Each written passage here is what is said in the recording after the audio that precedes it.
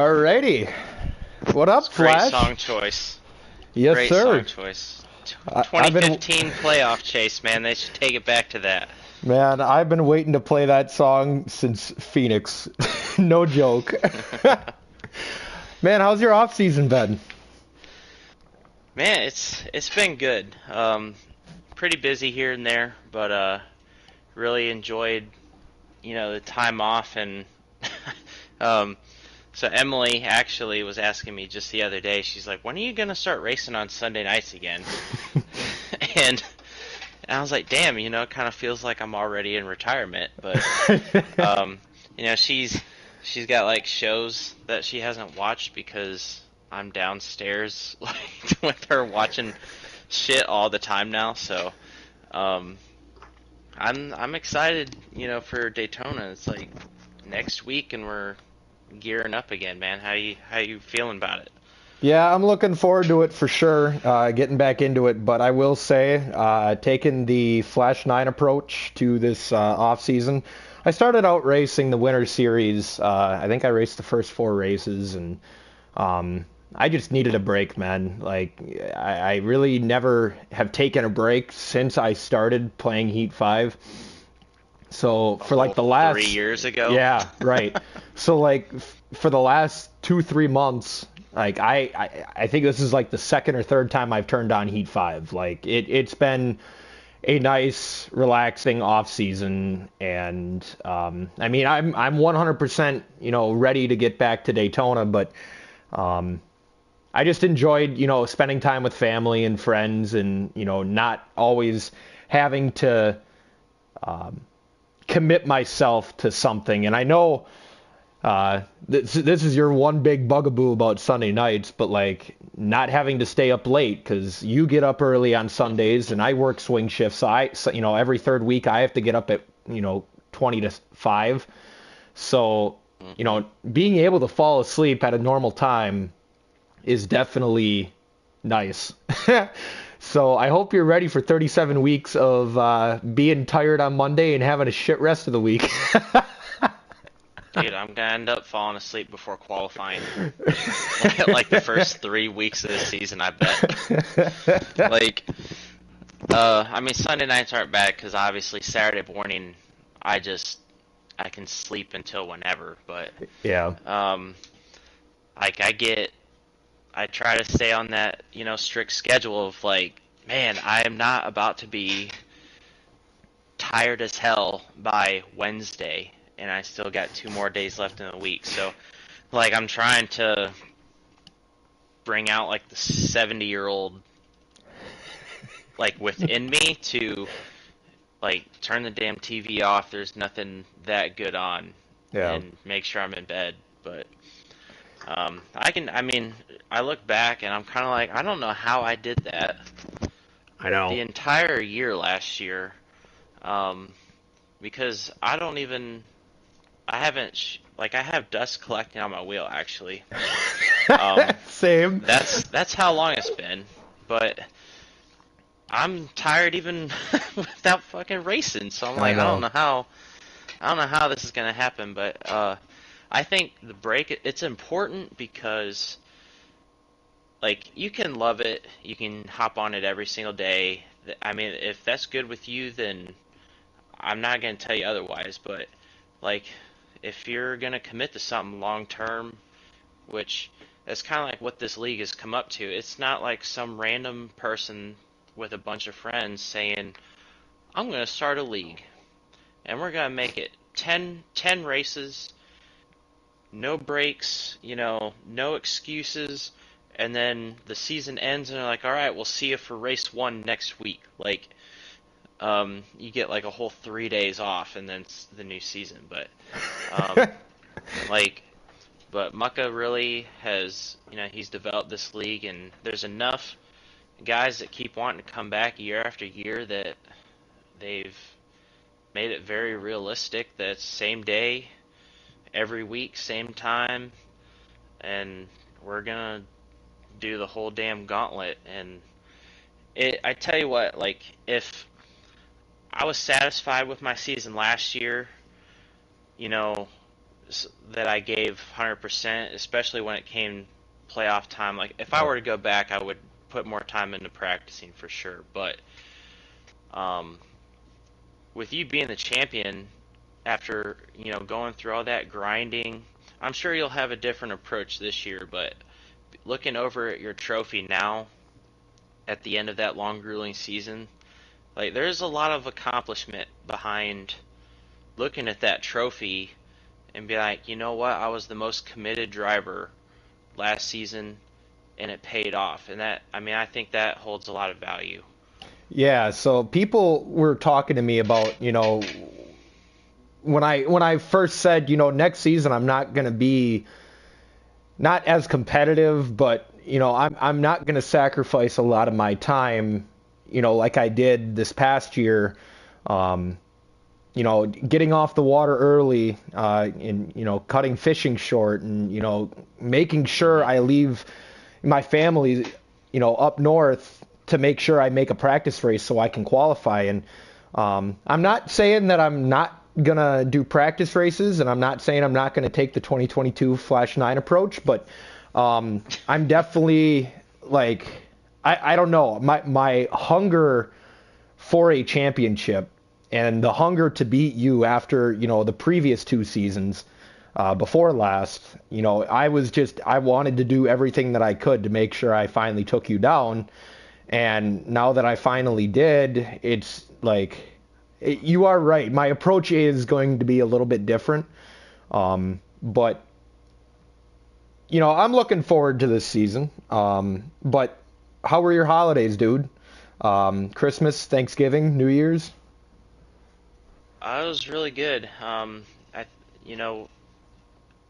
We'll get to, a topic I want to bring up here in a little bit, but, we were both on the Three Guys Opinion podcast, Yep. leading into the holidays. Well, I was on, I think, right the week before Christmas. So, most people know that I'm married now, which Congratulations. yeah, thank you. It honestly, like, the situation was like we've already been living together for a couple years, so for the most part, a lot of it hasn't changed, which is a good thing. It's not a bad thing at all. But the just the whole event of getting to the venue for the first time, checking everything out, and I rented out a 15-bedroom cabin outside of Gatlinburg, and for me, I'm coming about like this is the only time I plan on getting married, which most people think that way, but in my head, I'm just this is gonna be it. I know this is the girl I'm gonna end up with, and I can put all the effort into this, and it'll be great. So, so I got this. We agreed on this cabin. We'd have close friends and family that were able to travel and make it. They could stay right there in the cabin with us. We took care of our own decorations.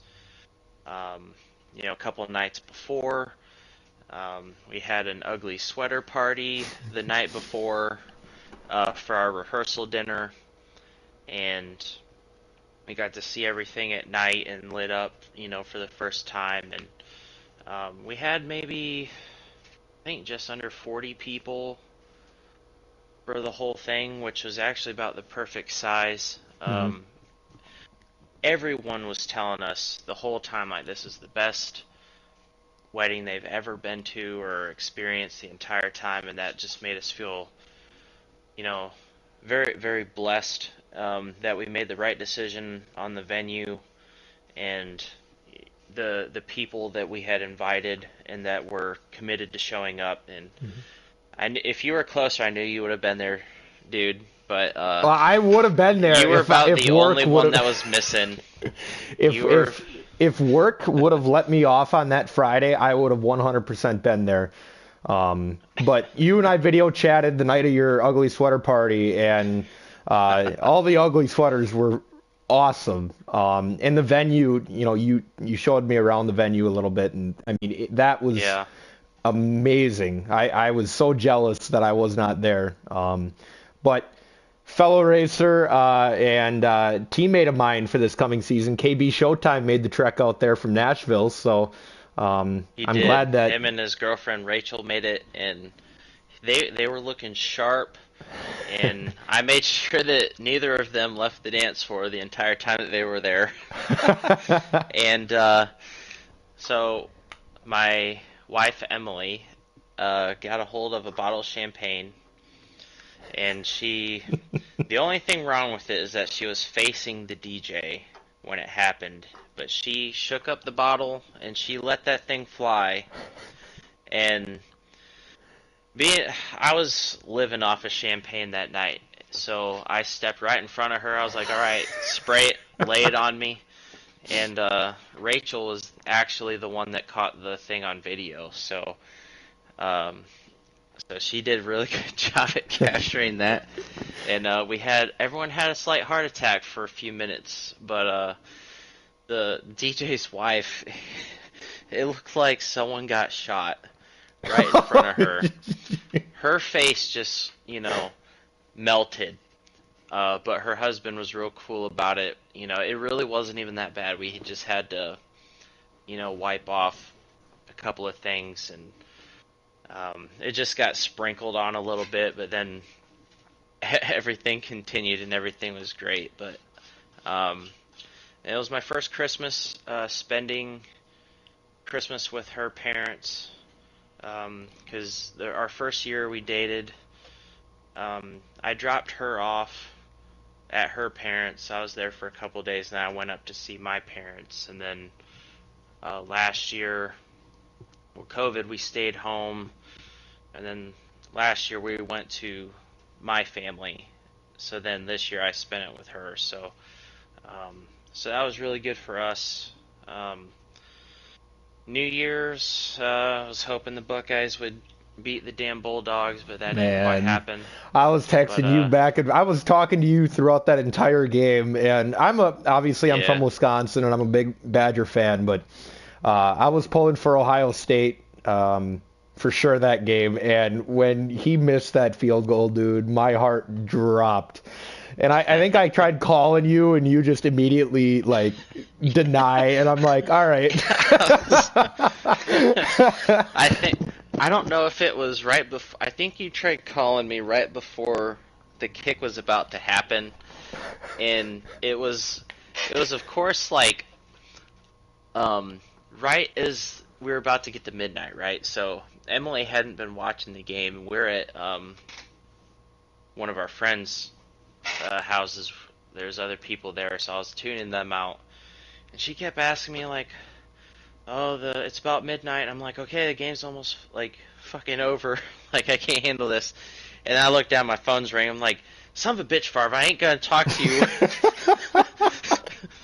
when they might be losing this game. I can't focus on this right now. But yeah, it just came down to a few small plays. Stetson Bennett, gotta hate that dude.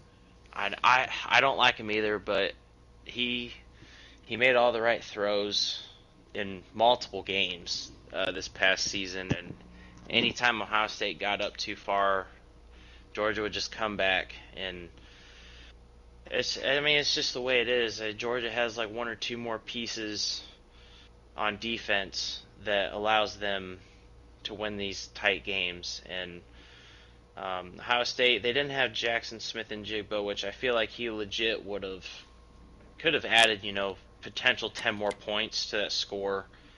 And then with Harrison taking that hit and got concussed, that kind of left Ohio State shorthanded, a little bit. So, but other than that, it was a good holiday season.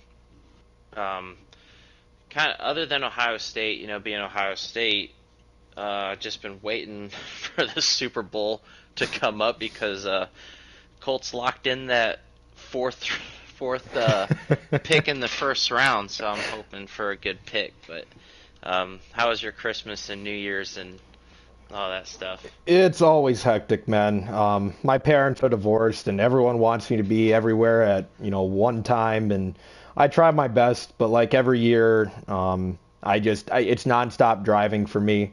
So I actually look forward to the holidays being over. I love the time spent with family, for sure. I don't get to see much of them like I used to, but so I do, enjoy the time spent. But man, it's always just hectic. But New Year's didn't really do much. I sat at home watching that Ohio State game. Yep. But no, so you want to go on to that next topic? I'll let you lead into that one. Yeah. Oh man, we had some drama, ladies and gentlemen. Um, so not to dig too much into details because I was not, you know, the first line of defense when this stuff came up. But I love to hear things, and I love drama as long as my name's not in it. But we just had some drama that was in FRR. God, this was back around New Year's, wasn't it? Or No, it was like yeah, a couple weeks ago. so. I haven't heard anything since. It's been a couple weeks, but we had some. I'll try not to name names, but there's a couple dudes that pretty at the time were pretty important to the league, and things just kind of went sideways, and disagreements were had, and now we have some guys that are no longer a part of the league, and from once everything's died down, it kind of seems like we've returned to normal. Mm-hmm. There's a couple guys that I was afraid that would end up leaving as a result, just because of close friendships, but I don't think that is the case. It is not. So I'm relieved about that because that would have been some talent lost that honestly, I'll say this. So Shovel was close with Dan. I was afraid, I wouldn't blame him if he did. Right. But had he left, that would have been some talent lost from the league. Where honestly, I mean, Shovel's a front runner. Exactly. So I'm looking forward, to seeing his improvement from last season. The type of threat that he'll be this coming season, because I think I told you last time, I think with him and being paired with Mucka, they agree with a lot of things. Their driving style is very similar and hard-nosed, and if there were like paint schemes, like when Rusty Wallace and Jeremy Mayfield were teammates, those two guys should be driving cars that look nearly identical, because I think that would fit their personalities, like as friends. Yep. And then it would go together on the track. Unfortunately, there's not like that on the Penske side for this game, but there, just drama's gonna happen. Egos pop up every now and then. It's just the way humans are. Yep. Some of the aftermath I do not agree with from one side, but that's because people definitely that didn't have any part of the situation got put into the situation and spit right back out like garbage. Yeah. But moving on from that, so Winter Series thoughts. I do have one video to describe. You don't like drama? I got another drama thing for you. Oh. All these FRR fans who will either listen or drivers. Favre has already agreed to push me to this upcoming Daytona 500 victory next week. So don't ruin it for me, or I'll create some more drama. He already signed the papers. I did, unfortunately. No. All right, let's go to Winter Series. So I got a video that you had just sent to me, about an hour ago. That sums up the Winter Series. Here she be. You weren't in the points anyway. Pittman TV said you suck and get out of his way. So that is Mucka. Mucka definitely has lightened up over the last year, and now he is funny as hell. During races, since he's not so uptight. But that was probably one of my favorite clips from the Winter Series. Dude, I'm just glad I ran around. that race. I know, just for that. And dude, oh my God, I would have beat you. But Ty decided to dive it into the wall. Right, literally 5 seconds after you said, man, he is really flirting with that wall. And I said, yep. We were at Indianapolis, and coming out of turn 2, he just slammed the outside wall, and I had nowhere to go. So then I got damaged, and then there went Flash, and I started crying, and yeah, all that fun stuff. But a lot of new talent in this Winter Series. And this would have been my second Winter Series, because we didn't do a off-season season, whatever you want to call it, in between the C21 Cup and was that last year? Yeah. No, we did. Anyway, last season, most of our Winter Series competitors were already in the league. There was only a couple of spots open for new guys, so it was very competitive, and it came down to the final race like it always does for you and I. But now this season, there's a lot of new guys, and the Winter Series was very strict this year, but that's also not a bad thing, to make sure the new guys understand what the rules are, and so when we do get to Daytona next week, we can have a clean slate and everybody knows what they need to do. I know you didn't. I think you raced a total of 2 races during the Winter Series, and I think I raced a total of 4. And I feel kind of bad because I'm a captain, so I should be there and watching some of these guys, so I know who to pick up on my team. But like I said, and you've said it before too, that break is just crucial to take, especially ahead of a full 36 race schedule. But while you did race, I think it was Indy and Charlotte. Any thoughts on you or from you on the racing? So I ran Indy primarily because I knew that was a track that my setup needed adjusted. So I wanted to just run it and then obviously see a lot of the new guys. Going into that race, I was not particularly happy with the track that we were running, just because even with a lot of talented guys, as a track where egos, really like to show up, because there's not a whole lot of lanes to choose from. And the caution showed for sure. Last stage, it cleaned up a bit. Which I was glad to see that, and then I continued on. I think that was pretty soon, like before December, so I was busy, obviously, in the weeks coming up. But I'm pretty sure that was the Sunday before, like the day or two before you left for your wedding. Right, yeah, the weekend before. So I wanted to run that just to see a lot of the guys. And I ran a practice race at Chicago, and I wanted to run Charlotte, because I believe I was off the next day, so that's how that worked out. I was like, I miss a lot of guys. I'll go run the race. So that one was actually pretty good.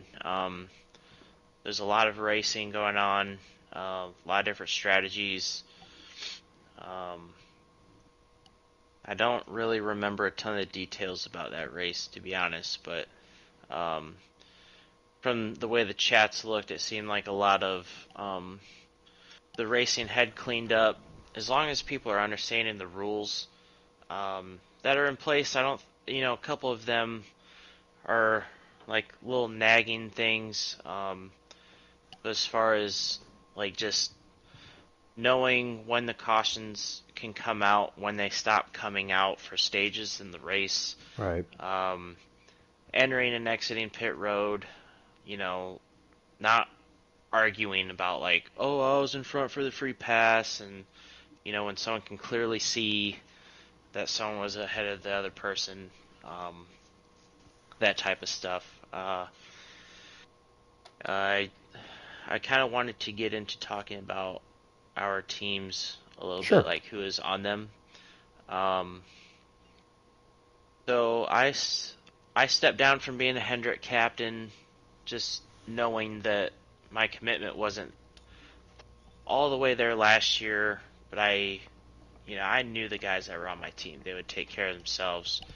But I handed it over to Field just because, he's on way more often than me. He can put in more time, if he wants to mentor somebody or just to help the league in general, to help True, here and there. So I stayed with Hendrick, and our team is Field Filler, me, Chevy Noah, Hurricane Hall, Swamp Ass Trinity, and J Lamb 9 is our team. I don't know any of those guys other than Field Filler. Being honest, I've seen the rest race and stuff. I've seen Hurricane more often than all the others, but I think for the most part, we're gonna have to really work with communication, trying to get on the same page. Probably gonna have to be coaching, setup sharing, and that type of stuff. For sure.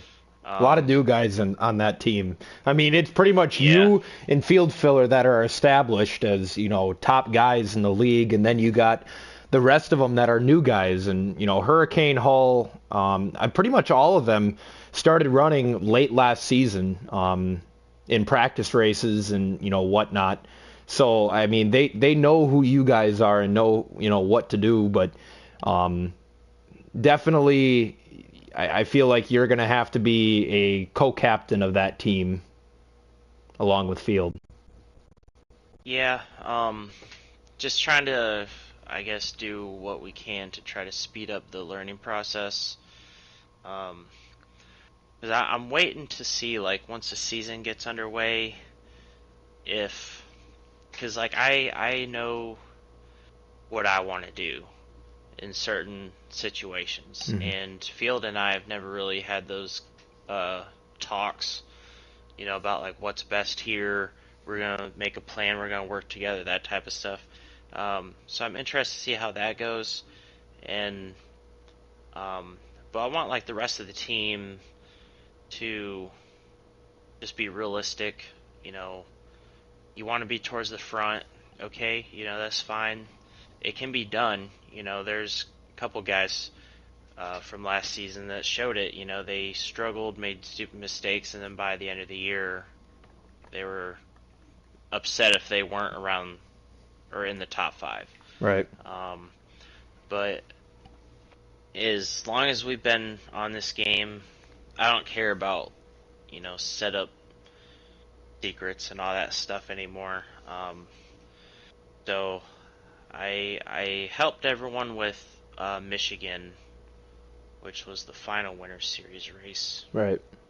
I don't know how many of my teammates used it, but I got a couple of them said thanks, it really helped. So I'm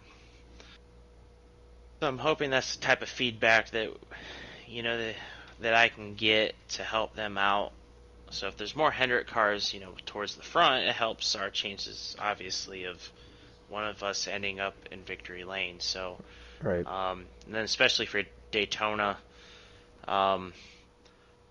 personally, I feel like Team Hendrick might have a little bit of an issue just for, like, if we're middle of the pack, relying on everyone to hold a steady line, and then just like, everyone's riding the bottom, Team Hendrick's going to go to the top, and we're going to take the lead. I don't feel confident in saying that at this point, that everyone's going to be able to hold their lines, steady enough to make it work, but we got some time till then. It's a restrictor plate race. It's extremely hard to win, but I've actually had good luck, in the Daytona 500 for this league. The first one I was in, I won, surprisingly, and then the second year, what was it? KB ended up winning. Yep. So we had a couple of really good years, and then last year I think I was third or something like that.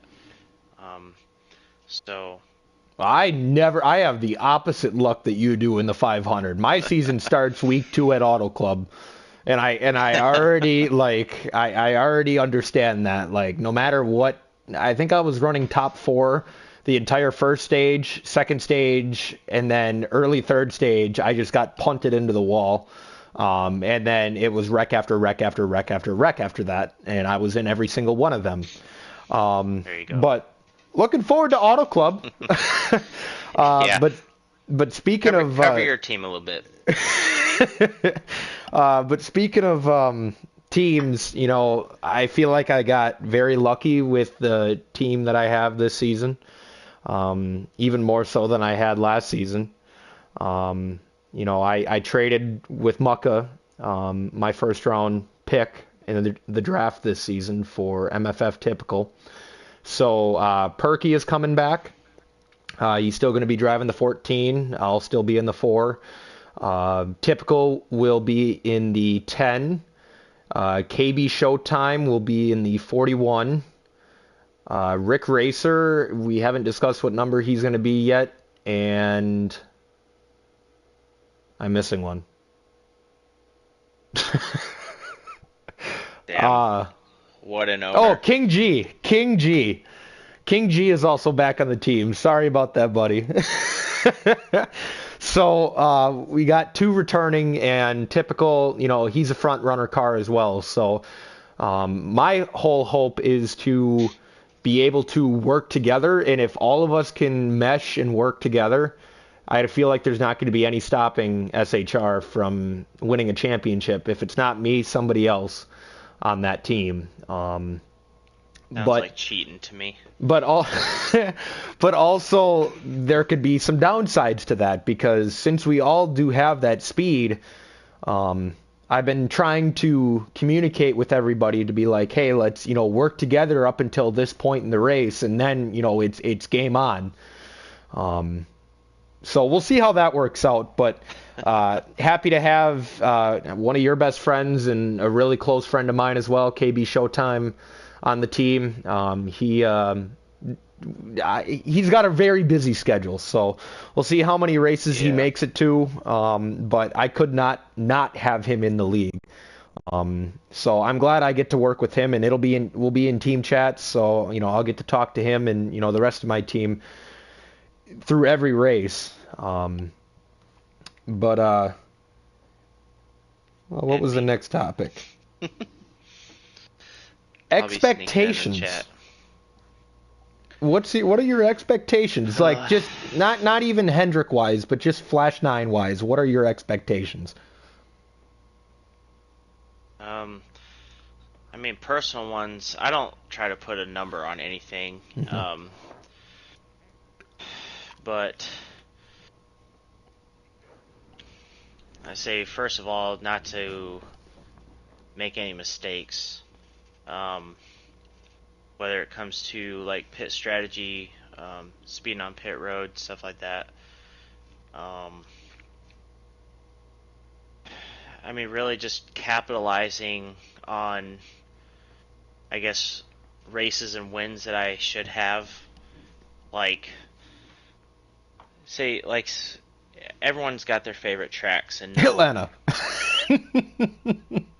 Oh yeah, for me that's always one of them. But so say I go into Atlanta, I know the car that I have.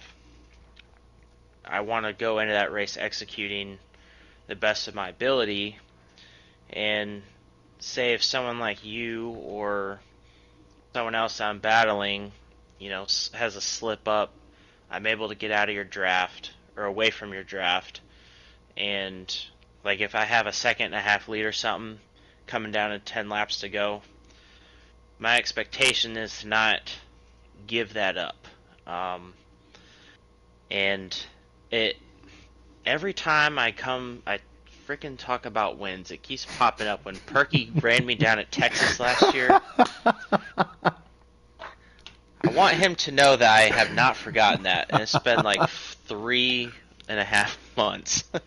But he didn't do anything wrong. He waited long enough to get, all his wins and stuff, but I was so upset at myself for giving up that lead and putting myself in a position to get, hit out of the way like that. So, not that it didn't affect my championship or anything like that, but just I hate giving away wins like that. So that's my number one thing. Number two is just to figure out the level that Team Hendrick is on to start the season, and then trying to raise that level to where at least half of the team, is fighting for top 10s and top 5s most races. It's rare that people can just keep stringing top 10s and top 5s, because you're going to come across a track that you're not good at. Some people, that road course pops up and they're lucky that the game loads to the track. That's how it be sometimes. But just trying to get people, like, at least for mile and a halves, closer together, try to get us some wins. Field got on a tear too, and won some races. If I can't win them, I want him up there, to try to steal some wins, away from you or anyone else, Right. I think the biggest goal for the league is to cut your total wins to single digits this year, which would be knocking off like at least like 5 wins right off the bat. So if we can keep you at like under 9, I think people should pay me money for that. Yeah, man. I mean, I'm not trying to go back to last season here, but I don't understand how I won 12 races. I mean, luck, skill. I mean, I take luck. Clashin's got it right here. 12 I saw wins. That. I saw it. Matt Kenseth's starting position of like 32nd out of 30 cars, and then average finish in the top 4 would be awesome. That's one thing that I started to do last season that I'm upset that I didn't finish is for everybody in SHR, I started doing their finishing spot, and I was going to do an average finishing spot, or what their average finish was, and I stopped, I think, at the second Darlington race. I don't know why, but I just did. I think I got too far behind, and then I would have to go back and look at all the different races, and no. But my expectations for this coming season is definitely, number one, to try and defend my championship. It's an entire season goal, but it's also every race goal is to try and outperform you. It's been like that ever since I started, probably about halfway through my first season. I figured out where I was on the grid, and It's always interesting between you and I, because like you said on our last podcast, there's really been no drama, but we're around each other quite often. But we just both have that respect for each other and know kind of what each other are gonna do.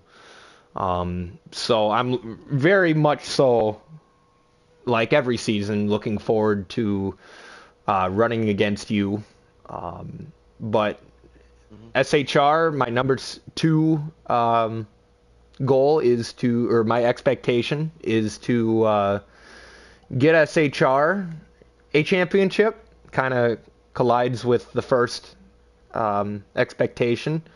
I feel like we have at least 4 drivers that are capable, three or 4 drivers that are capable of winning a championship. And then 3 is to have SHR lead in team points. Because, like I said, everybody on the team, I haven't seen much of Rick Racer, but mostly everybody on the team, is consistent enough to get top 10s at least. So I'm excited to see where this season goes. I'm anxious for it, but I'm excited to see where it goes for sure. Yeah, I think of all the teams, your team is probably going to end up with like the most winners this season.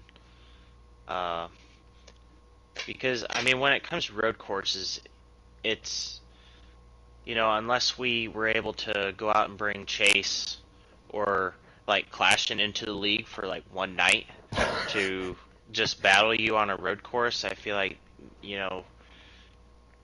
night like maybe just take a couple of road course wins away from you, but I mean even then like you have some of the fastest laps of anyone on the game. So I mean I could see typical he might be the only other one who might be able to steal a win from you, and he's on your own team. So, I've been trying to get you up to speed so on road courses, bro. I tried. I think every road course you and I kind of collabed and to try and get your speed up. Not that you're slow, you're definitely fast, but I like I hope competition for sure, I and I hope would to love to. change it a little bit. Yeah. I you certainly helped me this past season. We like is I'm lucky enough that your setup fits me well. I don't know how because we have different equipment, but um, your setup works for me, which helps. It help like I can run it, be faster, and I can keep the consistency that I like to be there. Um, but I've always been like top 5. But I'm missing. There's certain types of corners that I just can't ever get the feel for. Um, I'm trying to think of an example. So like Watkins Glen, I feel like I've gotten the best there out of all the other ones because I figured out how to better approach the bus stop. Hmm. Where if I was practicing by myself, I'm like, why am I a second slower per lap? Um, but I've knocked that out. We've had a couple really good races there the last couple times I've been there. Um, but like the Charlotte Roval, um, I can have a decent, like a good handling car. I feel like I can, maybe match or contend through the infield with anybody. But it's that back bus stop that um, I can't get the feel for like the rhythm, Hmm. and I don't know if it's legit pedals or not because I know you have like a good set of pedals Yep. for your wheel. I have the G29 like original Logitech wheels, so there's nothing fancy about them. Obviously, they've treated me well, but I don't know if that legit might be um, a little bit of a gap where I can't feel that little bit more or get that stability that you might have. Right. Well, Um, I don't know, because I don't like know. going back to my first win in FRR at Sonoma, I had T150 pedals. I started out on a Thrustmaster T150, and then I had the original, just no clutch pedal, just a plastic gas pedal and brake pedal. And I mean, I won that race over Yeah. FMF, and FMF's a great road course racer. So Hmm. I don't know. I don't know what the solution is. I feel like the infield is kind of iffy for me at the Roval. And then, I mean, Clashin he's sitting here commenting on our stream, but Yeah, I he see can his too. he can say He that whips it too. I he can say that I caught him in that last bus stop, and he would pull away from me on the infield, and then I'd catch right back up to him on the bus stop. And Clashin's really fun to race with on road courses, but yeah, I Yeah, don't know, he man. says you got a full send.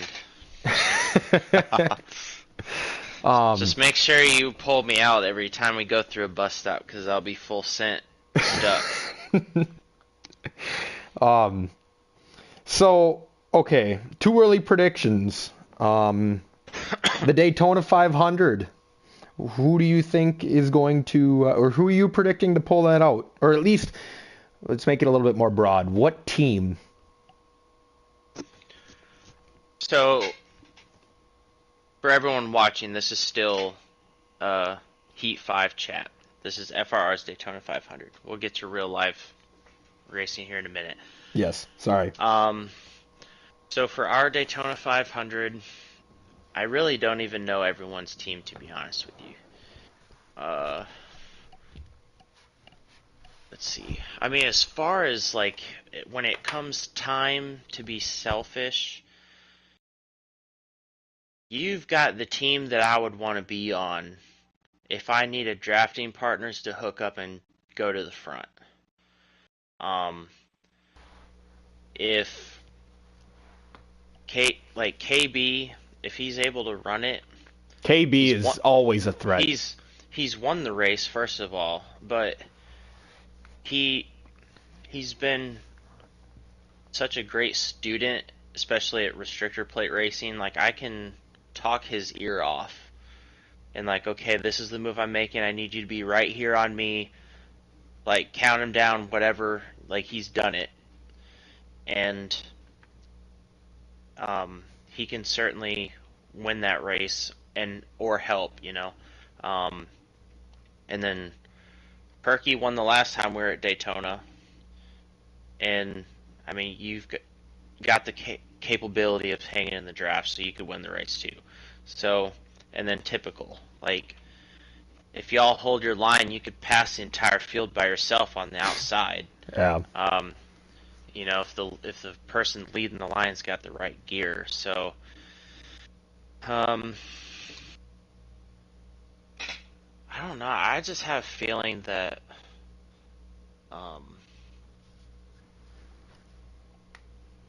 I'm gonna say Penske. I just have a feeling that Mucka's gonna get it this year. Yeah. He's been Like so close too. yeah, like he'll get in position. So I'll add in and say that he'll win. Something always happens on the last pit stop under green. Someone's wrecking getting on pit road, getting off pit road or whatever. I think something like that happens. Him and maybe like two other people, escape it, and I think one of them might be Shovel. It might be him and Shovel versus like one loner, and they basically just have to ride it out. So that's my advanced prediction. My prediction for the 500 is Flash 9 is going to win it. Wink, wink. Let's go. No. Send me a trophy. Penske is a very safe bet, but I will not pick the same team as you. I will go with SHR. I feel like you said, KB Showtime. I've raced with them at super speedways now for 3 seasons, and I know what he's capable of doing. And if not KB Showtime, King G is also a great super speedway racer. Yep. So, and I still do not understand how he can race in car like that for every race. I didn't know he did that until about halfway through this past season, and that's just insane to me. I just found out. Yeah. I didn't know he did that at all. Yeah. So then your season predictions for this upcoming FRR season. Your final 4, sorry. Yeah, so we'll say final 4. Do you want us to include ourselves or without? Should we include ourselves? Yeah, sure. If we're gonna pick.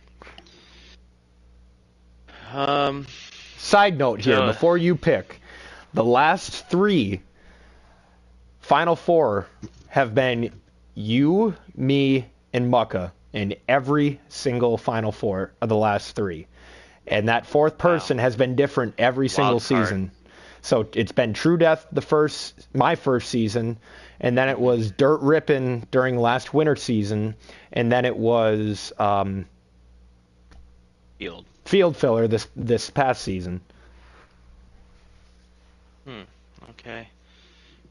And then the year before you started, it was completely different. Yeah. I've made it all 4 years. Okay, so I'll put myself in there again, because I believe in myself. I will place you. So we got 2. That's only if I don't go and get drunk at a Packer game before a playoff race. I tell you what, that was my favorite win of the last season. Oh my god, dude. I was so pissed off. Damn, it's alright. So you, me, I'm saying I'm putting a double-digit car number in the final 4 for like the first time in the last 2 seasons. I know, that's insane. And then you, man, we can put Mucka in there again. I'll go Mucka, just because I think this is going to be his best season, like that he's ever had. And man,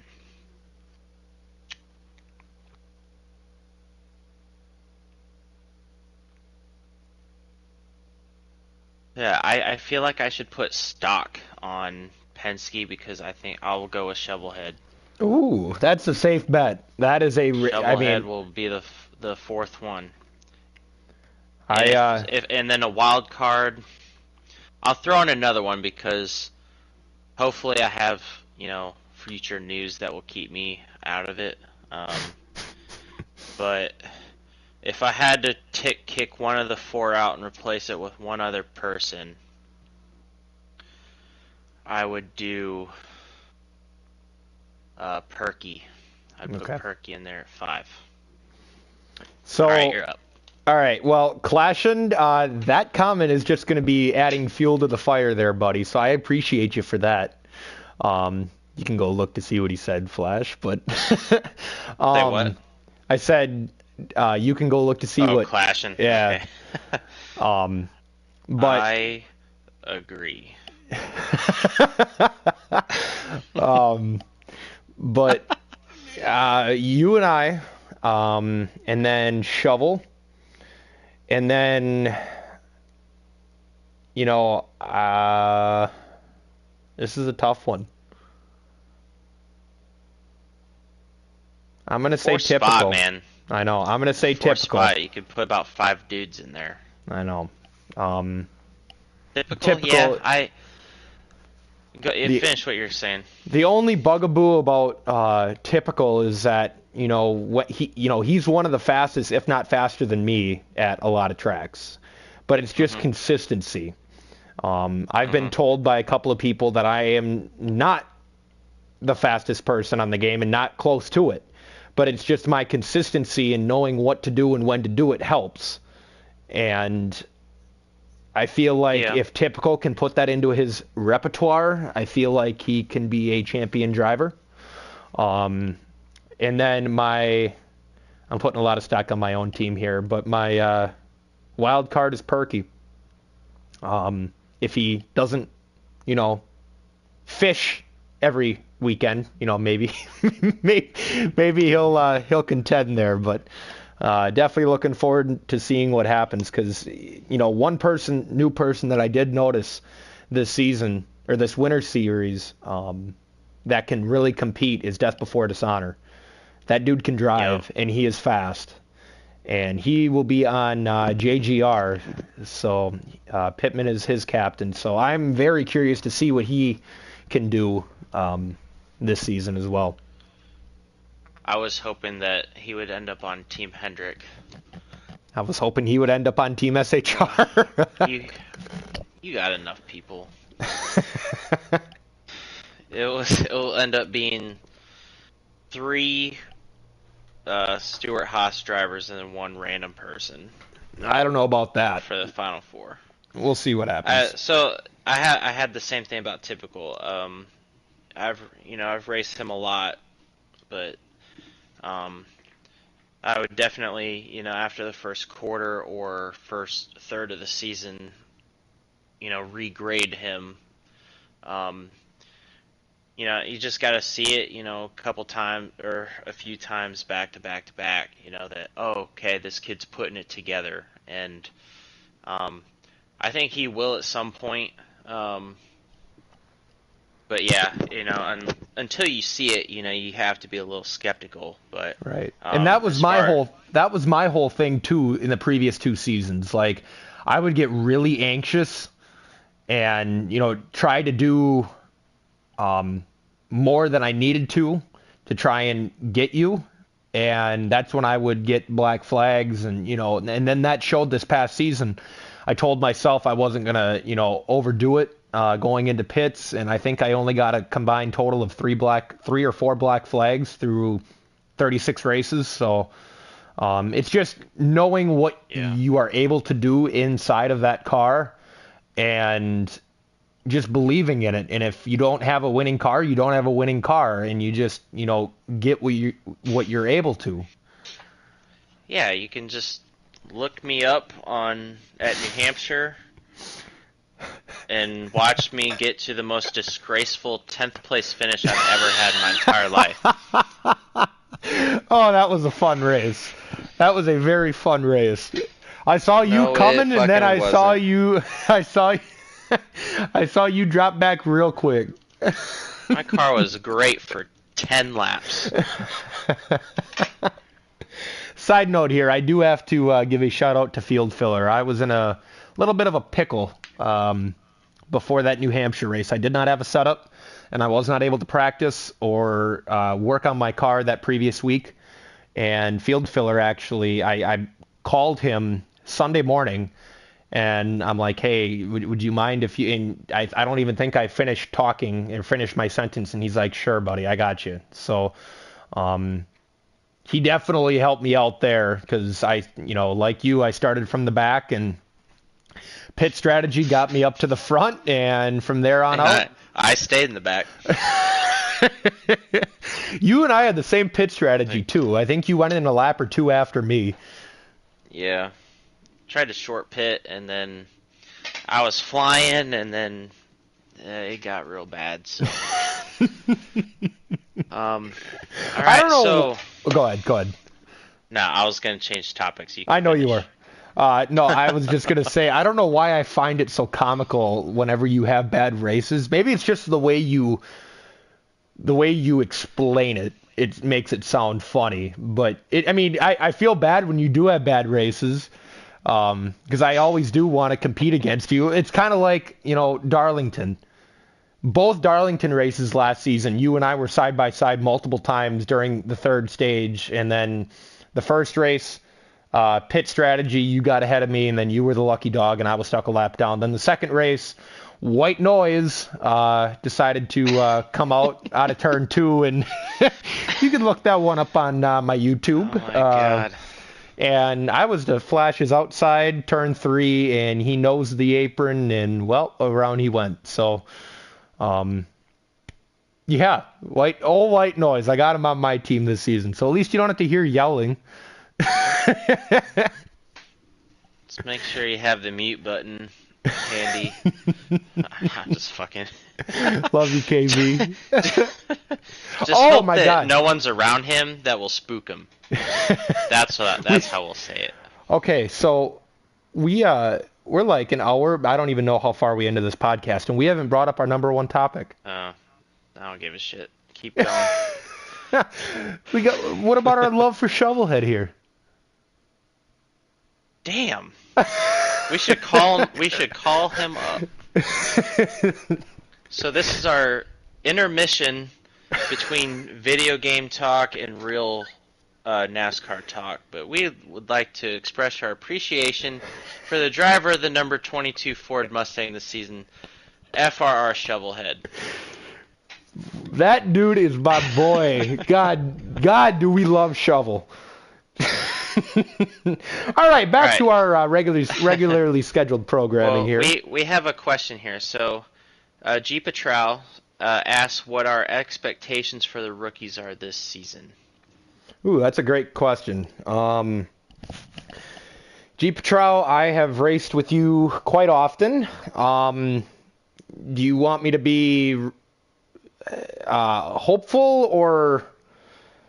Okay, Just rip into him. Rip into him. I can. Rip into him. So at the beginning of the season, I feel like you are a middle of the pack driver, but just like everybody else in this league, myself included, when you start out, you learn, to race around all these different guys, and just like all the other rookies will, and get more comfortable and be able to make moves that you're confident in, and you'll find yourself towards the front. So. Towards the end of the season, I could definitely see you finishing top 10 in points. I'm going to put you at number 7. So you're going to be number 7 in points. You will make the playoffs. Do you have an early pick for Rookie of the Year? Death Before Dishonor. I was making sure I knew all the rookies here. Would Typical be considered a rookie? No, because he. Well, I don't know how that. He did run quite a bit, but he ran since the second Atlanta race. That was his first race. So he raced for half the season and then all of the winter season. So I don't know if he qualifies as a Rookie of the Year. I don't think he will. Okay. G. Patral says Rookie of the Year is Typical. So I'm curious to... Oh, Pittman. Pittman is going to be the Rookie of the Year. That is a good point, Clash. That is a good point. Another one chiming in. King G. I can't wait to race with you again this season, bro. Glad you're back on SHR. I'm just going through looking at all the names on the roster. I think you would be correct in saying Death Before Dishonor. Just through the start of the season, him showing the most speed and consistent speed has me making that pick. I've ran against G. Patral quite a bit. I know he's good. I think Hurricane can compete with that as well on Team Hendrick. I agree. What else here?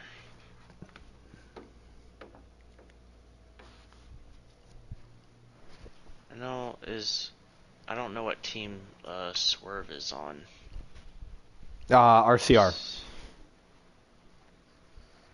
So I've seen him be fast a couple places, but I haven't raced him enough to really know. A couple of the guys, if they get the right if they're on the right team that can help them close the gap, they will be able to contend with Death. My only thing with him being on Gibbs, he has good teammates. I'll tell him that. But as far as maybe someone who could help him out find a little more speed, I don't know at this point. So he, as far as we know, he might be maxed out where he's already at, which as the season goes on could be a detriment to that. But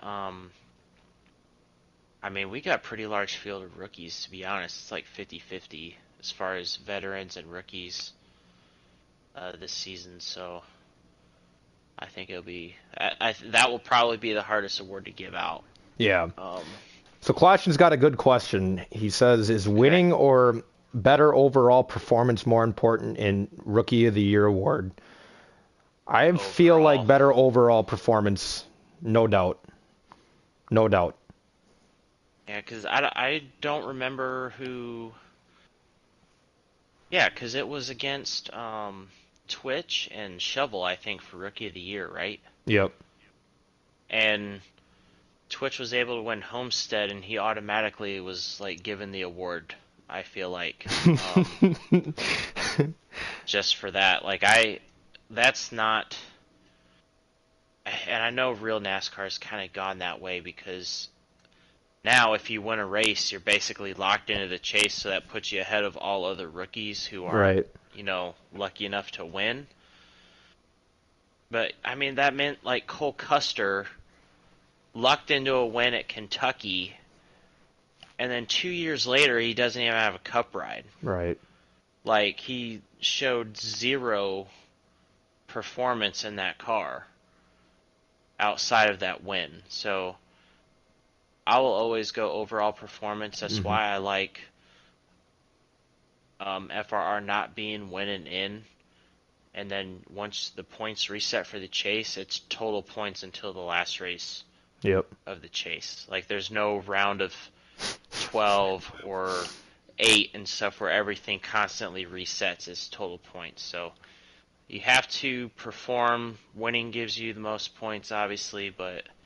one win does not make you, driver of the year, rookie of the year, performer of the year, or anything like that.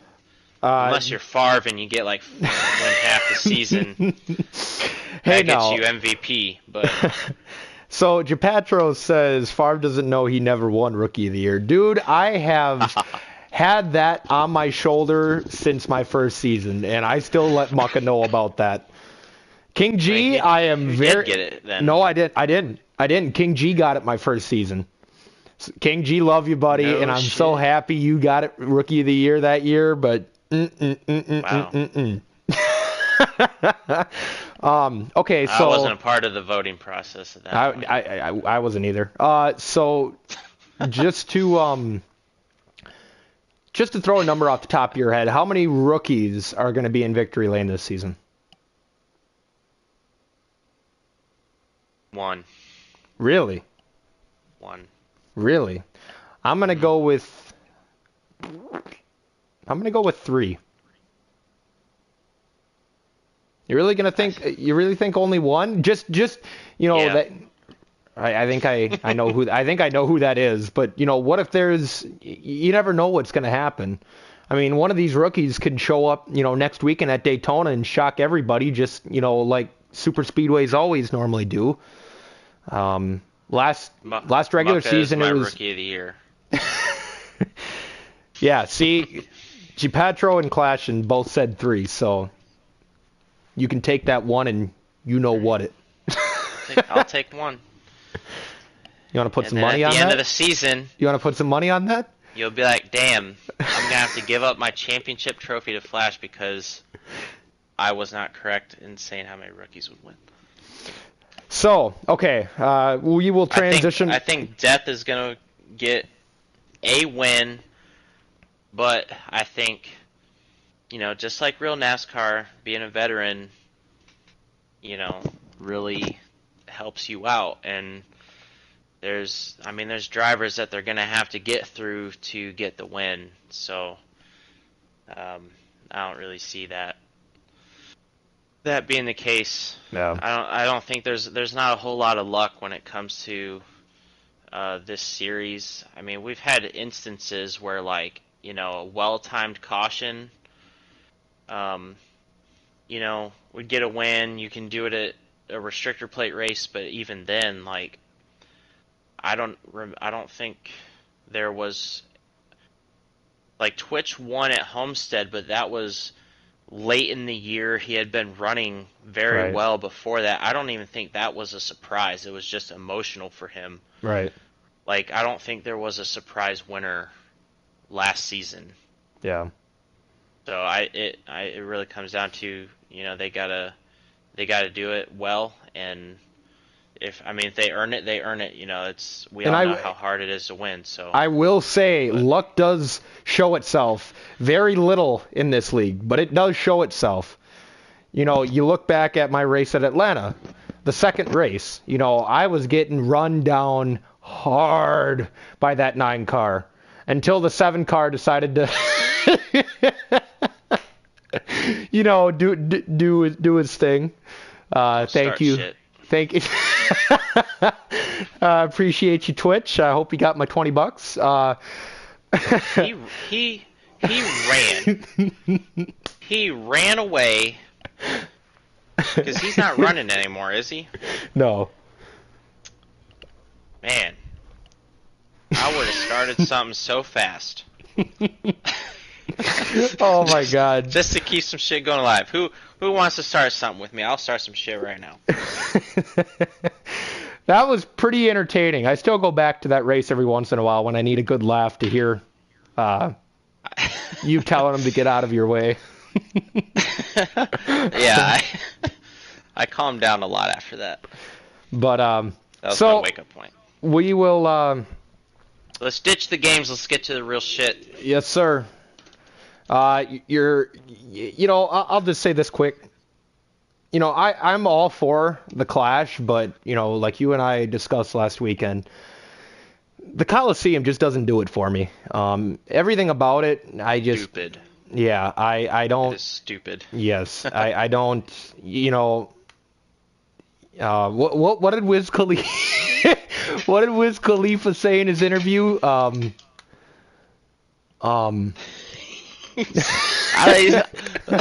was... God, one of the worst interviews I ever seen. Wasn't it like Caitlin Vincey had to interview him? She's like, "Oh, you're here at the Clash. How do you feel about it?" And he's like, "All gas," or some stupid shit like that. And she's like, "What's the performance gonna be like?" And he's like, "Smoky." "All smoke." Yeah, smoky. Like.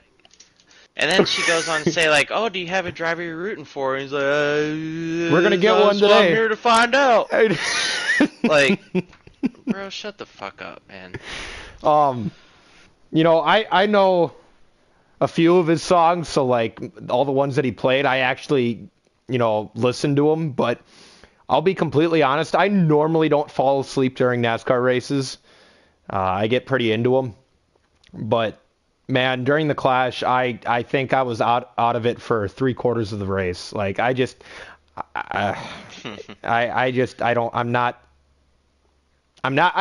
don't like it, and I think they need to bring, because wasn't that at Daytona, correct? Yeah, they ran at Daytona every year. That is definitely the move, in my opinion.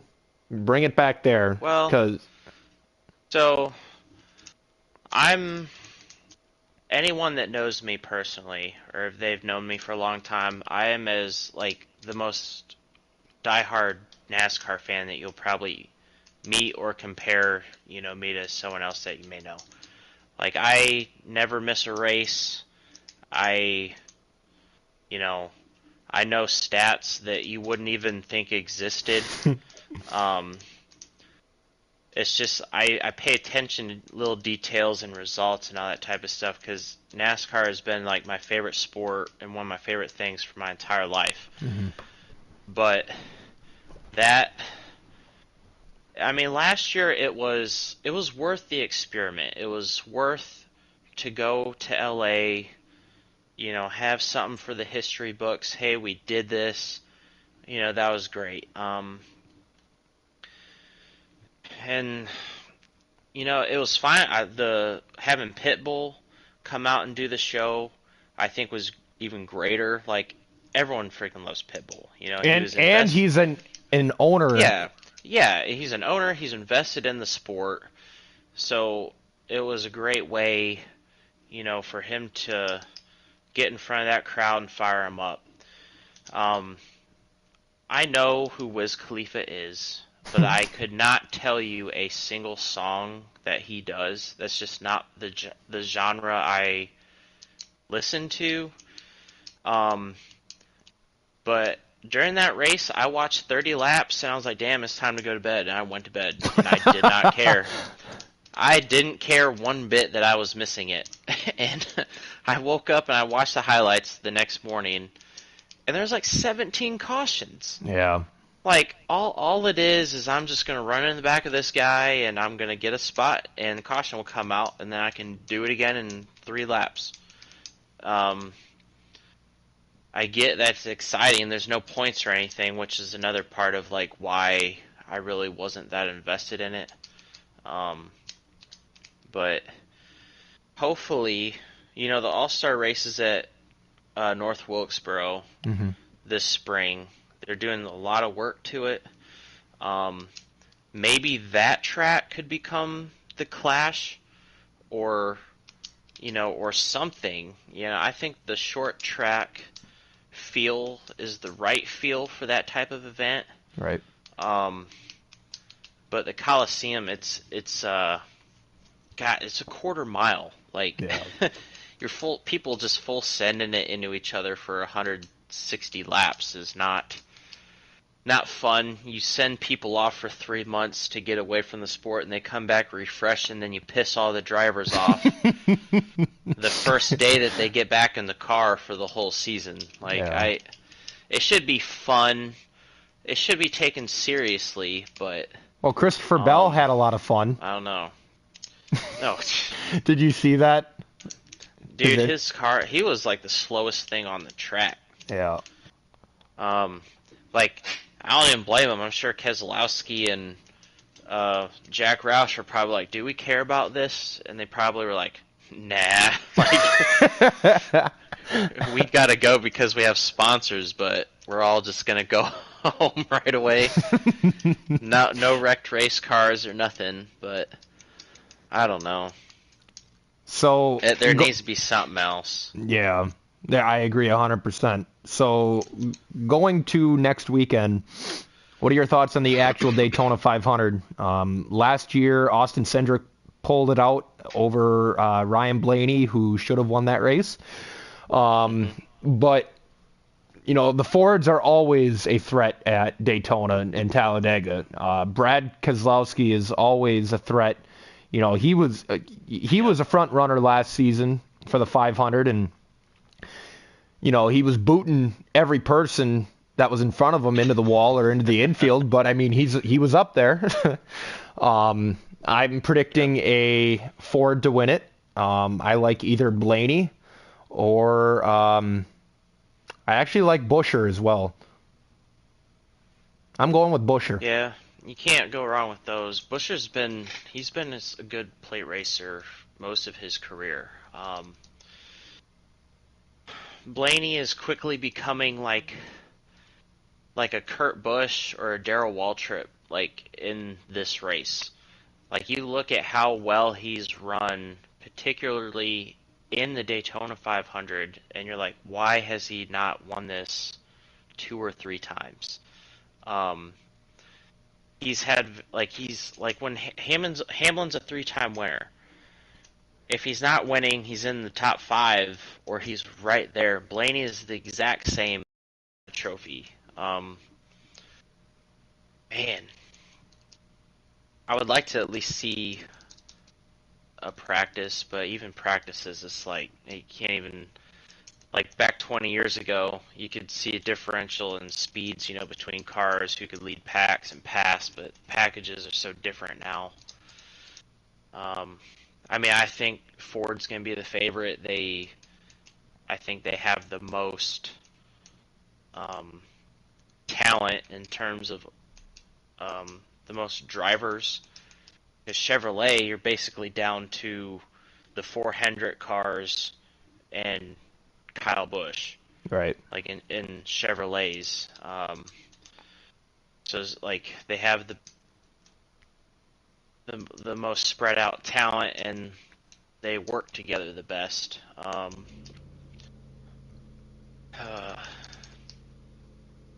go Kevin Harvick. I like that pick, but yeah, I don't know. I think he'll pull off. Where did he come from in his final Daytona 500? That would be sweet. That would be sweet.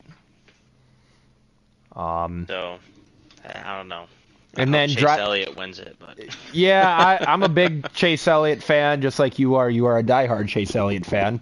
I always pull for Chase, but I am a Ross Chastain fan.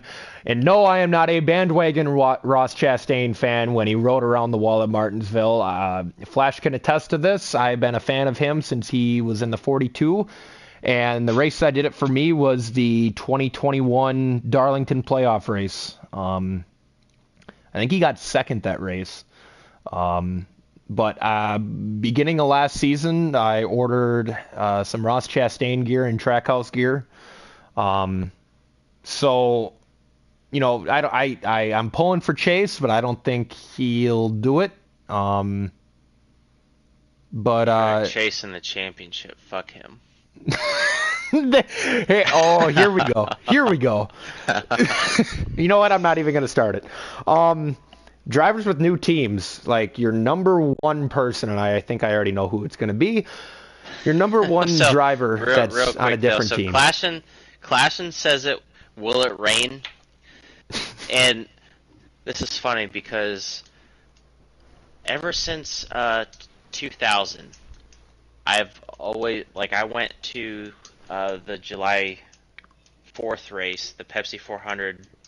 Coke Zero 400. I went there for 12 years in a row, and then for a stretch I was going to the 500. A big reason why I don't go to the Daytona races anymore is because the majority of the time that I go, it fucking rains. Every time. Yeah. I was there when Justin Haley won it for the rain. I was there when Matt Kenseth had his rain shortened win. And there's several others where it got postponed for they had to run it at night because it rained for 8 hours before that. Yeah. So, will it rain? I'm going to say no, just on the basis that I'm not there. So I'm going to add this in here quick, but I don't think I told you this, but I was going to get you and Emily a wedding gift, and I was actually talking to a guy. Man, it was a lot of frickin' money. It was too late in the year, but I was going to get you guys Daytona 500 tickets, but... No, you shouldn't have done that anyway. Well, I didn't, but Yeah. But, it was just way, way, way too expensive. And then I was thinking about getting a custom die cast for you in place of the 500 tickets. But the guy never got back to me. And it's the same guy that did Chase's. And, we won't bring that up. Okay, yeah. Yeah. But... But I was going to get your name put on there, and then kind of just your accolades from FRR, and have your actual name on the back. Oh. But never got back to me, so here we are.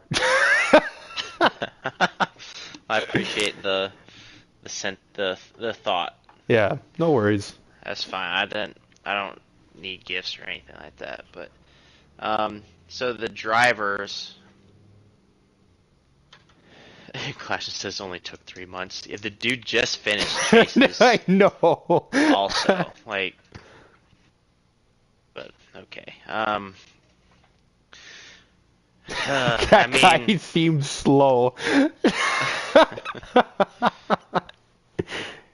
Yeah, but he makes a badass diecast. I'll put that out there. He doesn't know how to hit reply. That's what it is. I mean, obviously, it's Kyle Busch is one of the biggest moves that we've had probably in the last decade since he went from Hendrick to Gibbs. Even.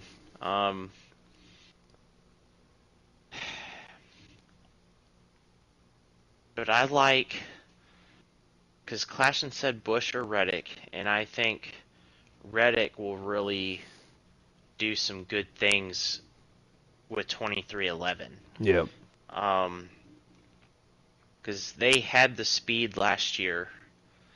Randall Burnett's following him over, right? Yes. Yeah. So, I mean, he's got his crew chief. The Toyotas, had a lot of speed the majority of the season. Kurt Busch, had a huge win. Could have won a couple more. Bubba had a huge win. And honestly, he probably could have had a couple more wins as well. So, unless the other manufacturers come out with that speed, I think Reddick will outperform the rest because, Reddick was the one that was holding up RCR, and even then it was. Not to discredit his wins, but they were road courses, so they were, different style track. Road America, completely worn out racetrack. He had a great setup there, and the Indy road course was the biggest crapshoot of the whole season. That one could have gone to 10 different people. So I think he'll come out really good on the mile and a halves at least. They'll work together on the restrictor plate tracks, but RCR is going to have to show me something because before Reddick had those 2 wins, he's been fast here and there, but they haven't been. Austin Dillon shows up every 50 races and rejuvenates his career. Like that's not gonna fly with someone like Kyle Busch. Like if he's not winning, he's gonna be real pissed off about it. So, it's better for the sport with RCR being competitive. But something that they've not had since Harvick left. So, right.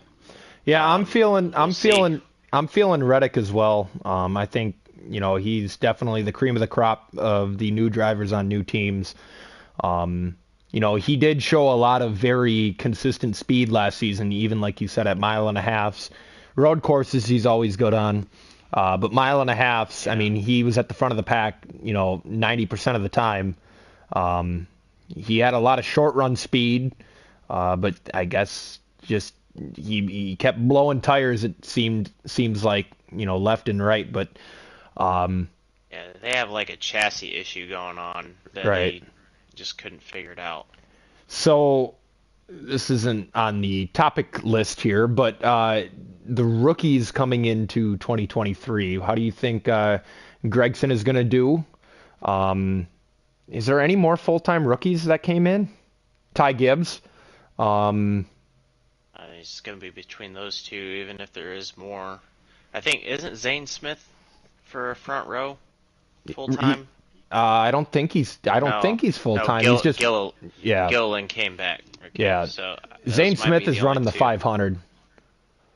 Yeah. Yeah, I think there's only 2 full-timers though. But so how do you it's cool because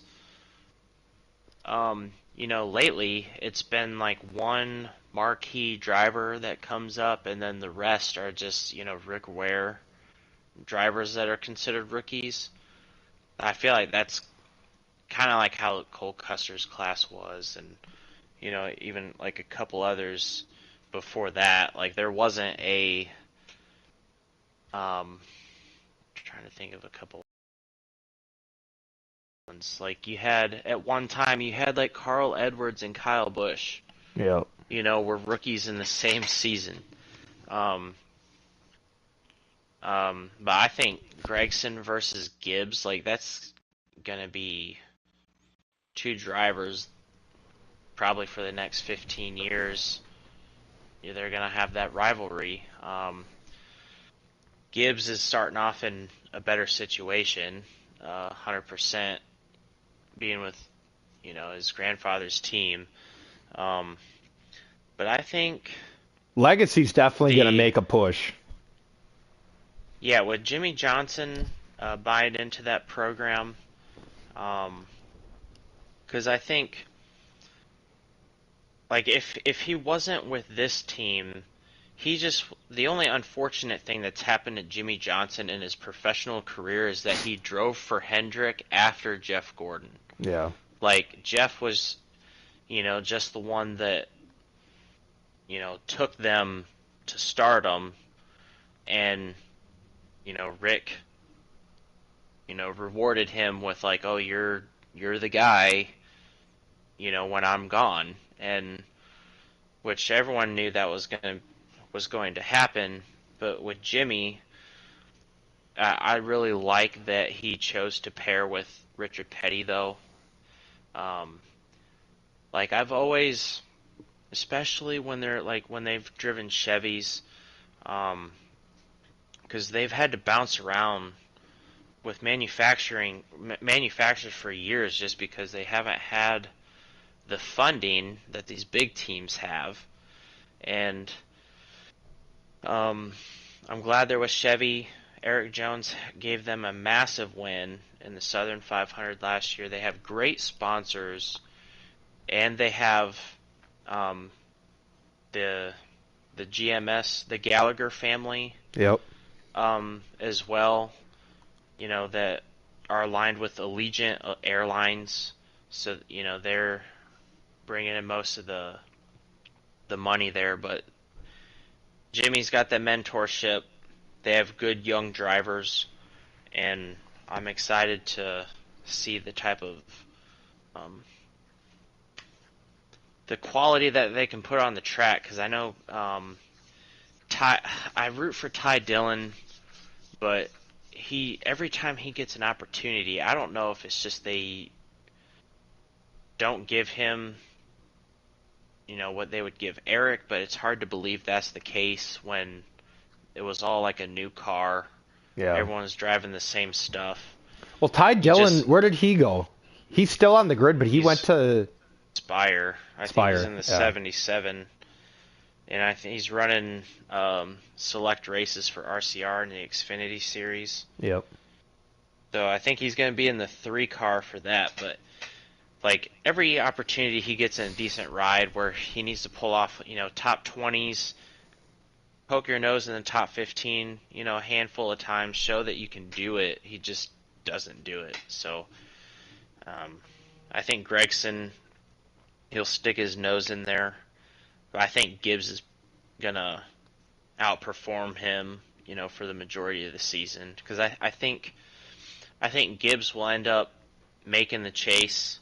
I think he probably will get 1 win this year, maybe at like a Texas or Michigan. But I don't think Gregson will be to that level. I think Gibbs will be Rookie of the Year. So Gepetro says the 77 is an RCR charter. Yeah, but they might get stuff, but it's not good stuff. Oh, okay. And like then they can own the charter, but that's true. Spire is also Corey LaJoy, so yeah.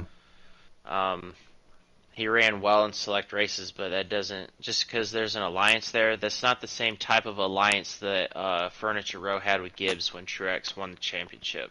Right. Like, that was basically a fifth Gibbs car, you know, for those couple years that Truex was dominating, because they were so, like, they were all in. This Aspire does not have, they're not doing the all in, like, hey, we're going to be contending for wins because we can build the best race cars now. Yeah. Like, that's not that type of relationship yet. And then it'd be nice, but G Patra also says or asked how long before someone takes out Ty Gibbs.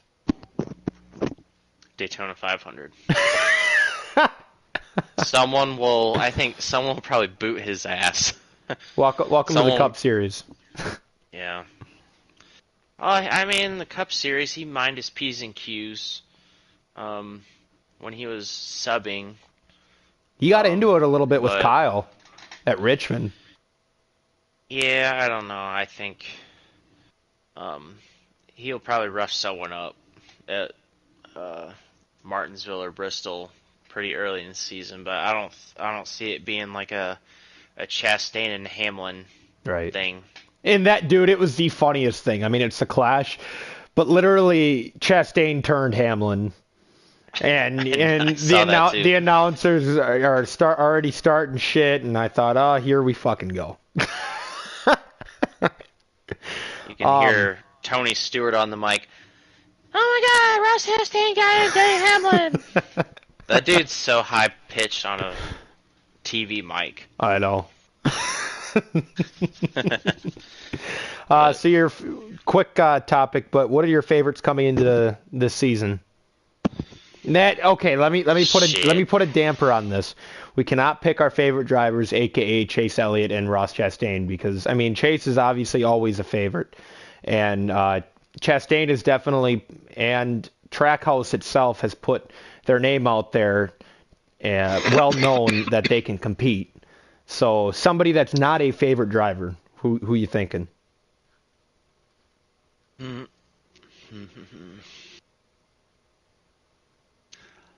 I'm gonna stay high on Ryan Blaney's stock. He's been good here and there, but at some point there's no way. I cannot see him going through his entire career not becoming a champion. Right. Not that it's guaranteed, but you know, he's I'm struggling to find a past driver to compare him to, but he's been in position to win a lot of races. It hasn't gone his way, you know, for multiple reasons.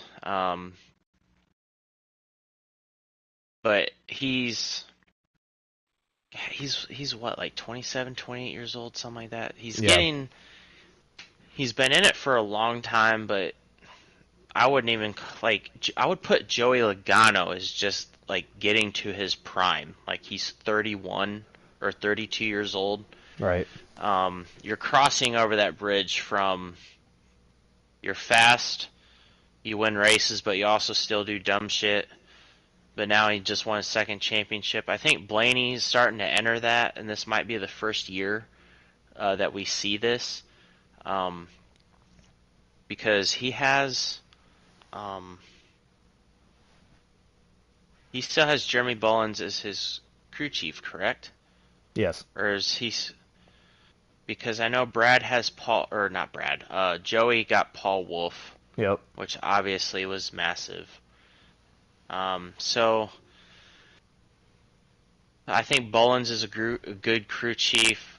Penske, you know, they've got great drivers. I think Cindric is also going to up his level too this year from last season. Blaney will be my number one pick.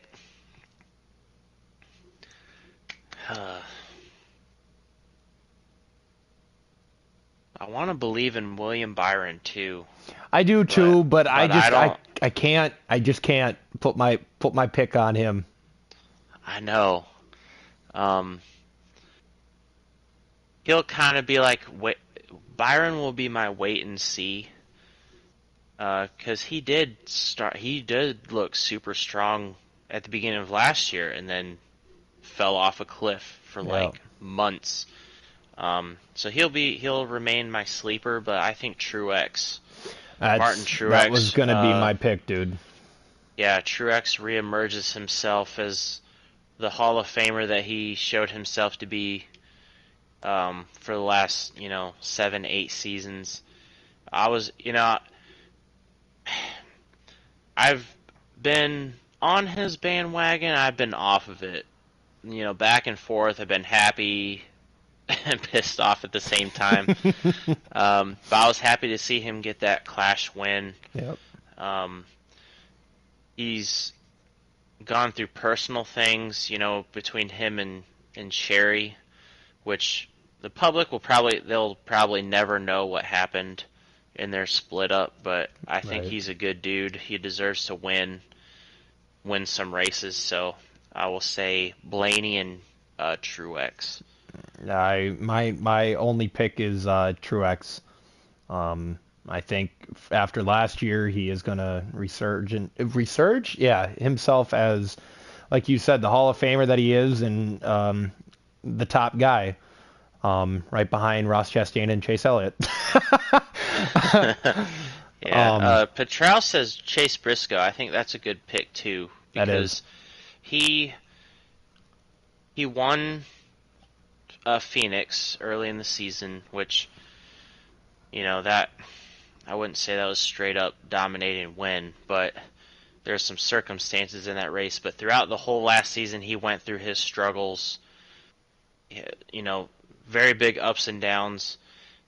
But then when it came time to perform, he needed points, to keep moving on to these next rounds. I think that really drove his team to push harder and find speed. Yep. So I think if him and Harvick, come out with that momentum, Harvick, this is his last year. Whether he's taking it as, I'm going to whip everyone's ass this year and go out as a champion, or I'm just, going to enjoy these moments. I don't know the type of, I would assume he's all like, I'm going to, break all of your damn hearts. I'm going to win everything and retire.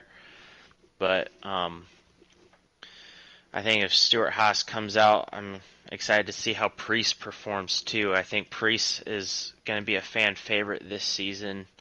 Yep. Just because he's the short track guy. He lost his ride. He filled in the trucks multiple times, ran a couple Xfinity races. A lot of people are hoping that he succeeds, so I think there's a lot to look at for those cars. Right. And he says, Eric Almirola, he should be eating bacon at home right now. I think he should have not contemplated his decision so much. Yep, I agree. He's another fan favorite, but I've never really been a big fan of him. Nah, he'll get you top 15s. Like, as far as, it comes down to, okay, we're down to the final 8, like, who's your favorite? Eric Almirola's never left anyone's mouth. Right. But he may surprise. I mean, if their team comes out hot, there's no reason why he wouldn't be able to perform with the others. So, as close as the cars have been. So, we'll see. Our podcast here is coming up on the 2-hour mark, I believe. It's our own movie. That's what we do quarterly. Yeah. This may be our last one, though. Like, we could piss each other off and we could cancel it. By the time our next one rolls around, this might be it. We could piss each other off and then go public and with it, and just bash the entire league, and and do all that fun stuff. Say it's canceled. Yeah. You never know. I have a very good feeling that will not happen. But no. So our last topic, quick. I'm not. Yeah, I'll be completely honest with you. I don't even know if I'm going to turn it on tomorrow. I probably will, but I'm not invested in it this year. You don't like Rihanna? Okay, maybe for Rihanna, but But no, I don't even know just, who's playing. I just know that she's in between the sports. Yeah, I can't get into the Super Bowl this year, man. I don't know why. I'm not a huge San Francisco fan, but I really wanted San Francisco to win just for Brock Purdy. And They don't then even have a quarterback right now. and then They're okay. and then obviously the Bengals should have won that game. Yeah. Should have won that game. So, yeah, I can't get into it this year. I'm not a huge fan of the Eagles. Not a huge fan of the Chiefs. I don't know. I could really give a shit who wins tomorrow, to be completely honest. You know what? Chiefs, because I'm not a fan of the Eagles fan base. Just I can't get into it. We should have just brought field filler in. I'm sure he's probably got one more left in him where he could use his secret prediction calculator. We could have had him in just for like that, but that was a different podcast that no longer exists. So we don't use calculators on this show. But field filler's Kansas City Chiefs fan, so he'll be happy with your pick. So who's your pick? Well, I've been going around the last 2 weeks where I live, there's a lot of Washington Commander fans, and with it being a big military community, really there's a lot of everybody. But it seems to be like I work with a few people that are just NFC East fans, so I'm going around just going, fly Eagles fly, baby, fly Eagles fly. But I'm wearing my Colts shirt tomorrow because I sold Emily on that the Colts made the Super Bowl. And now I'm really nervous about it. Nah, I'm fucking with you. I'm fucking with you. She watches all the games with me. Damn, that would have been hilarious, though. Wait, I thought you said the Colts were playing. Right? I turned the TV on, she's like, oh, the Colts are going to win the Super Bowl. And I'm like, what the hell are you talking about? No, we're both very aware of how bad they were, mostly because she listened to me for 18 weeks of That how was awful also very entertaining. Talking to you in between NASCAR and football during the fall. Dude. It's very entertaining. It was basically like, okay, so most of the Colts games would be at 1 o'clock, and we'd be talking maybe at like noon, 12:30 my time. And it'd just be like, oh yeah, I think I'm feeling decent about today. All they gotta do is this and this, and we'd be at the end of the first quarter, and then you would send me something about like what's going on. I'm like, I don't fucking know. I'm watching racing. I don't give a shit. And then it got to about Chase like would have something go wrong, and I'd be like, back to the fucking football.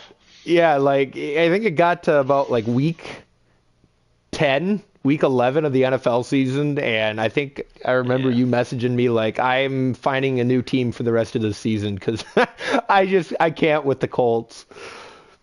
Dude, that Vikings game, that had to be, that was the worst comeback I have ever, or the worst blown lead I have ever seen. Yeah, what were they up, 33 nothing?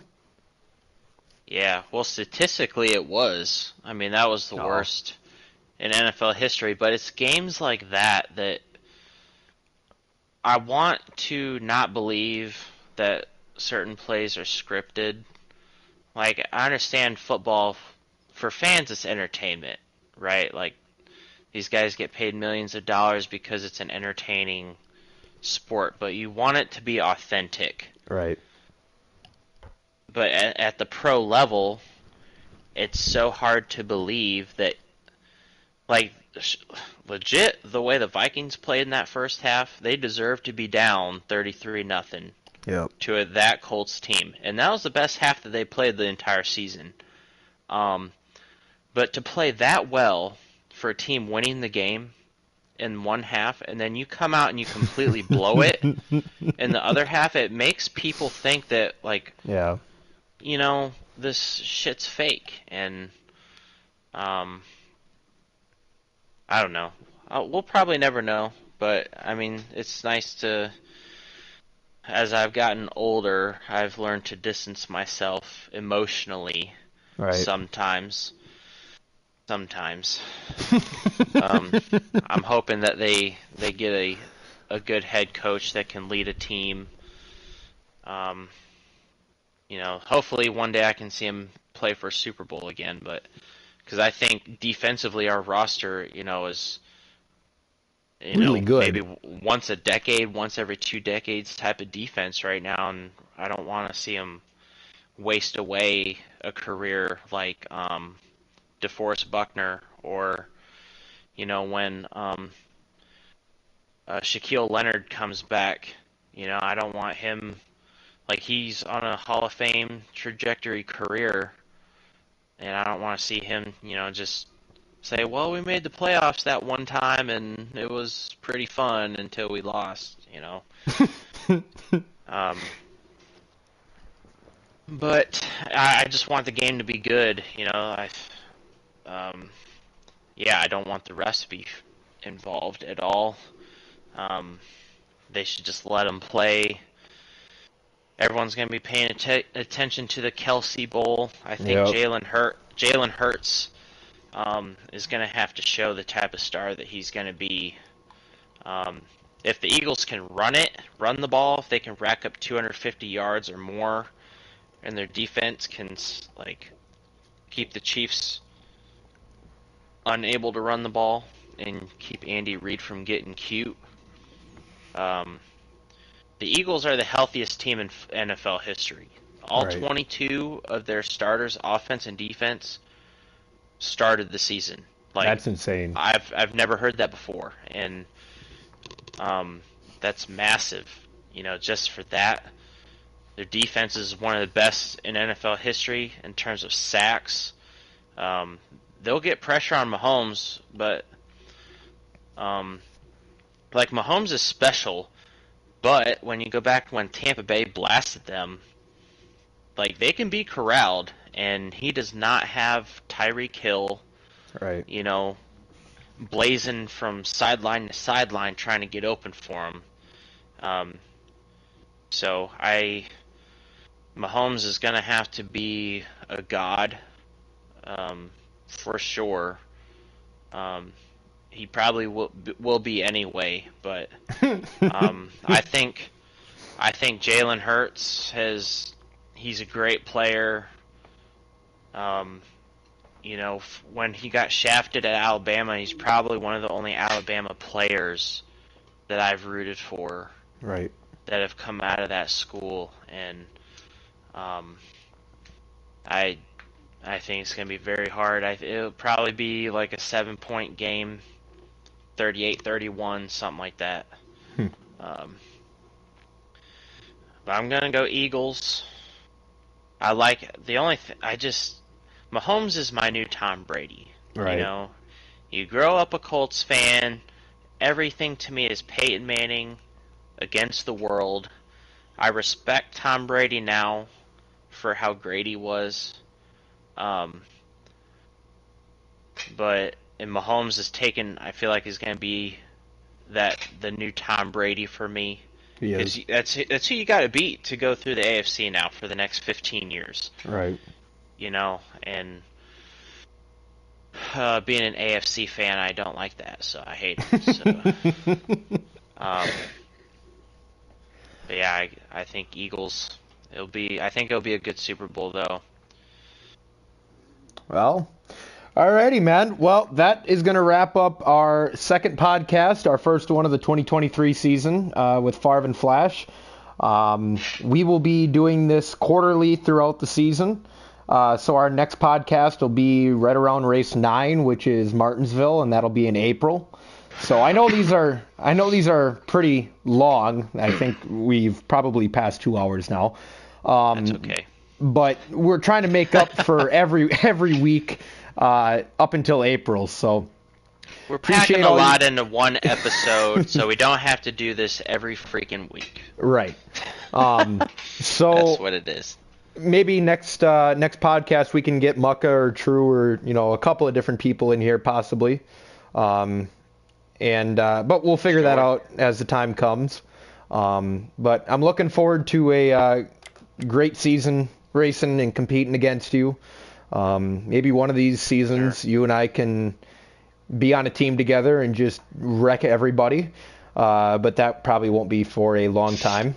Blockbuster trade coming before the deadline. Favre trades all picks to field filler for me. Yes. In a heartbeat, got like dude. A team of 12 going around. But this is our second one, but I enjoy the discussions that we have for sure, and obviously you and I can go on talking forever about just random stuff, but I will see you next Sunday, all right? Yeah, man. Good luck to all the other drivers. I feel like everyone should get an award if they did listen to this whole thing. But I feel like we make every 5 minutes there's something funny that comes out of one of our mouths and they get a kick out of it. So right. Yeah, we had a lot to discuss, but it's just nice to have like a genuine conversation about it, and just not, oh, I got this stat, and then it's awkward, and we move on to the next topic. Like, obviously, if you were not shouting out the next topic, we'd probably still be on who's winning the Daytona 500 for FRR next week at this point, but yeah, good luck to all the teams. It'll be a great season, and hopefully, some friendships will be formed, and we can just have a great time. Everyone's been busy over the holidays, but it's time to. I got the itch, man. Like it's one thing about. You walk away for a little bit, and it's like, oh, you get in their rhythm, but. It's like football season, I don't get to play pickup with buddies because they're all out of shape and broken down. I'm flying around like I'm still 15, but I'm ready to get back in the seat and try to win some races and I get to fly drive the 24 this year. I've never done that in a league either, so try to bring that Rainbow Warrior magic to FRR. Don't you fucking laugh. Don't you fucking laugh. Everyone knows the reference of the 97 All-Star race. Yeah. With that T-Rex car. Yeah. I will wreak havoc. But anyway. Great show. Buddy. Yes, sir. If I don't talk to you, I'll see you in April for our next show. All right. Well, I'll talk to you tomorrow. All right, buddy. All right, man. All right. I'll catch you See later. man. Thanks, everybody.